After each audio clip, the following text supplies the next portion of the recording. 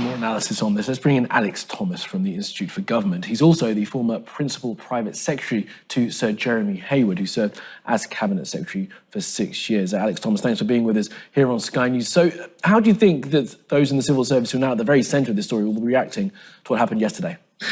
Well, I think it's obviously been a really tough time for the civil service, and I think Number 10 in particular must be pretty shattered under the scrutiny that they've all been subject to. Though I suspect they will be pleased isn't the right word, but I mean relieved that there's the blame hasn't been shifted entirely onto the civil service, and also that the Sue Gray report reflected a failure of leadership across the system. She talked about failures across Number 10 and the Cabinet Office, which obviously includes and encompasses the person who ultimately leads Number 10, which is the Prime Minister.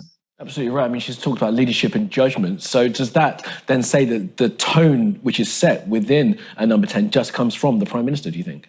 I think of all government departments, Number 10 is particularly shaped by the personality style of the Prime Minister. That doesn't absolve civil servants from responsibility for leadership and abiding by the civil service code of integrity and honesty. But in Number 10 in particular, it is shaped by the Prime Minister, and I think that's reflected in the Gray report. Alex, in the report as well, she did mention that the structure of Number 10 had become large, to not use her words, but to use a description of it. What do you think needs to change in the way that Number 10 is run going forward? Well, I think first it's worth saying Number 10 has expanded over the last few years, and as you say, Sue Gray makes that point in her report. But it's still, by the terms of any government department, a very small organisation. It's a few hundred people who all pretty much know each other. So let's not get overexcited about the size. I do think there are changes that can be made. Boris Johnson talked yesterday about a new permanent secretary. That's nothing new. There have been permanent secretaries before. Jeremy Hayward was one, as was Simon Case, the current cabinet secretary. So you can change the structures, and I think that might be a good thing to do, particularly if you need to signal a fresh start, an organisation that's moving on. But it's not going to fundamentally change the nature of Number 10 because, as I say, that's so based around the style of any Prime Minister.